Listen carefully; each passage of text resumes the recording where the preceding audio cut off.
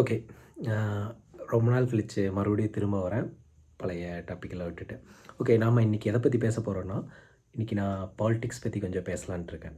So, இன்னைக்கு என்னென்னலாம் நடந்திருக்கோ, அத வந்து ஒரு தொகுப்பா வச்சு பேசலான்ட்டு இருக்கேன். இன்னைக்கு வந்து ஃபர்ஸ்ட்டு நான் எத பத்தி பேச போறேன்னா, ஒரு வழியா விஜய் அண்ணா வந்து மலேசியா போயிட்டாரு. அவர் வந்து ட்ரிப்புக்கு போகல. அவரு கடைசி படத்தோட ஃபைனல் ஆடியோ லான்ச்சுக்காக போயிருக்காரு. But it's really good. அண்ணா நல்லா இருந்தார் பார்க்குறக்கு. என்ன சொன்னாலும் நல்லா இருந்தாப்புல. அப்புறம் இன்றைக்கி வேறு என்னென்னலாம் நியூஸ் நடந்துச்சுன்னா, சவுக்கு சங்கரை வந்து ஜாமீன் கொடுத்துட்டாங்க. எஸ்எம் சுப்பிரமணியம் அவங்க ஜஸ்டிஸ் அவங்க வந்து அவருக்கு வந்து விடுதலை கொடுத்துருக்காரு. விடுதலைனா ஜாமீன், அந்த 3 மந்த் ஜாமீன் கொடுத்துருக்காங்க. பெயில் வந்து அப்ரூவ் பண்ணியிருக்காங்க. ஸோ அவரோட பாஸ்போர்ட் எல்லாத்தையுமே எப்பவும் போல் போலீஸ் ஸ்டேஷனில் சப்மிட் பண்ணிவிட்டு, அவர் மேபி இன்றைக்கி நைட்டு இல்லைன்னா நாளைக்கு காலையில் விடுதலை ஆயிடுவார். நாளான்னையிலிருந்து எப்பவும் போல் அடித்து போட ஆரம்பிச்சிருவார் வீடியோஸ். பட் இதில் ஒரே ஒரு கஷ்டமான விஷயம் என்னென்னா, அவர் போன டைம், அதாவது ஏடிஎம்கே ஆட்சியில் இருக்கும்போது அவர் வந்து டிஎம்கேக்கு சப்போர்ட் பண்ணார். இப்போ வந்து டிஎம்கே ஆட்சியில் இருக்கும்போது ஏடிஎம்கேக்கு சப்போர்ட் பண்ணுறாரு. லைக் பார்க்கும்போது சிமிலராக அந்த மாதிரி தான் இருக்குது. பட் இருந்தாலும் சொல்கிறேன், இந்த மாதிரி ஒருத்தங்க தேவை தான், ஒரு விசில் ப்ளோயர்ஸ். பட் அதுக்காக கேஸ் போடுறதுங்கிறது மேபி தப்பு தான். பட் அவர் 10 லட்ச ரூபா வாங்கினதா தான் கேஸ் இருக்குது. 10 லட்ச ரூபா மிரட்டி கேட்டதாகவும் அதில் 1 லட்ச ரூபா போட்டதாகவும் கேஸ். அதுதான் கேஸ். பட் ஒரு மீம் ஒன்று பார்ப்பேன் அடிக்கடி.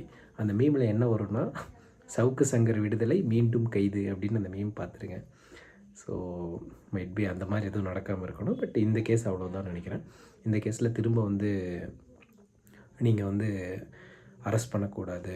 அதுக்கப்புறம் வந்துட்டு அவர் வந்து வேணும்னா இந்த கேஸை பற்றி பேசணுன்னா பேசிக்கலாம். ஏன்னா கவர்மெண்ட் வந்து அரசு தரப்பு வக்கீல் வந்துட்டு பேசக்கூடாது, இந்த கேஸை பற்றி திரும்ப வெளியில் பேசக்கூடாது அப்படின்னு சொன்னதுக்கு, இல்லை அப்படியெல்லாம் தடை போட முடியாது, நீங்கள் பேசலாம் அப்படின்னு சொல்லிட்டு அப்ரூவ் பண்ணியிருக்காங்க. இதில் வந்து 2 கேஸ், 2 ஜாமீன் போட்டிருக்காங்க. ஒன்று வந்துட்டு சவுக்கு சங்கர் போட்டது, அதை வந்து ரத்து பண்ணிட்டாங்க. பட் இன்னொன்று அவரோட ஹெல்த்துக்காக போட்டது அவங்க அம்மா போட்டிருக்காங்க. அது மட்டும் அப்ரூவ் பண்ணியிருக்காங்க. Okay, then we can do, உங்களுக்கு கொடுக்கலாம் அப்படின்னு சொல்லிட்டு கொடுத்துருக்காங்க. அதே மாதிரி கோர்ட்டும் வந்து நிறைய கொஸ்டின்ஸ் கேட்டிருக்கு.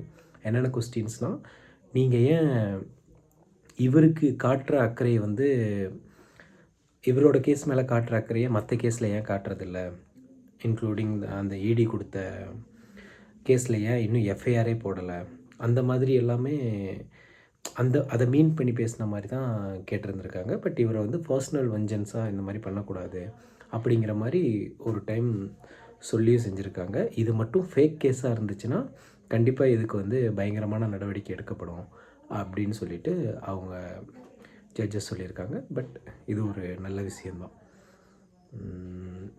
இருக்கிறதுலையே இந்த மாதிரி பேசுகிறதுக்காக வந்து ஜெயிலில் பிடிச்சி போடுறதுங்கிறது, இதுக்கு பேர் தானே பேச்சுரிமை. அது என்ன பண்ணுறாங்கன்னு தெரியல. பட் எனிவே, ஒரு வழியாக சவுக்கு சங்கர் விடுதலை, மீண்டும் கைது மட்டும் இல்லாமல் இருந்தால் நல்லாயிருக்கும். தென் இதுக்கப்புறம் வந்துட்டு இன்றைக்கி ஆசிரியர்கள் போராட்டம் பண்ணாங்க. அந்த ஆசிரியர்கள் போராட்டத்தை வந்து பாதியிலேயே நிறைய பேரை வந்து போலீஸ்காரங்க தூக்கிட்டு போனாங்க. ஸோ ஒரு ஆட்சி நல்லா இருக்கணும் அப்படிங்கிறத விட, இது தப்பு சரிங்கிறத சொல்ல வரல. நீங்களே எல்லாமே நல்லது பண்ணிட்டா, அதாவது நிறைய 100% நல்லது பண்ணலைன்னா கூட பரவாயில்ல, பண்ண முடியாது தான். யாருக்குமே 100% எந்த ஆட்சியிலையும் திருப்தி இருக்காது. 100% பண்ண முடியலைன்னாலும் பட் எவ்வளோ பண்ண முடியுமோ, இப்போ இந்த பிரச்சனை நடக்குது அப்படிங்கும்போது அந்த பிரச்சனையை சால்வ் பண்ண ட்ரை பண்ணாலே மோஸ்ட்லி நெக்ஸ்ட்டு டைம் அவங்களே கொடுத்துட போகிறாங்க. ஒன்று நல்லா இருக்குங்கும்போது ஒரு குட் எம்ப்ளாயியை கண்டிப்பாக எந்த கம்பெனியும் திரும்ப வெளியே அனுப்ப ட்ரை பண்ணாதில்ல. ஒரு குட் எம்ப்ளாயினா கண்டிப்பாக திரும்ப எடுத்துக்க தான் ட்ரை பண்ணுவாங்க, நல்ல சேலரி கொடுத்து, நல்ல ரிட்டைன் கொடுத்து. ஸோ இது கொஞ்சம் அண்டர்ஸ்டாண்ட் பண்ணாங்கன்னா நல்லாயிருக்கும்.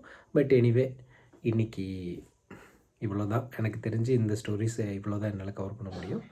போக போக பார்ப்போம். இதுக்கு ஒரு நல்ல வியூ வந்துச்சுன்னா நெக்ஸ்ட் டைம்லேருந்து இந்த மாதிரியே நிறைய வீடியோஸ் போடலாம். தேங்க்யூ.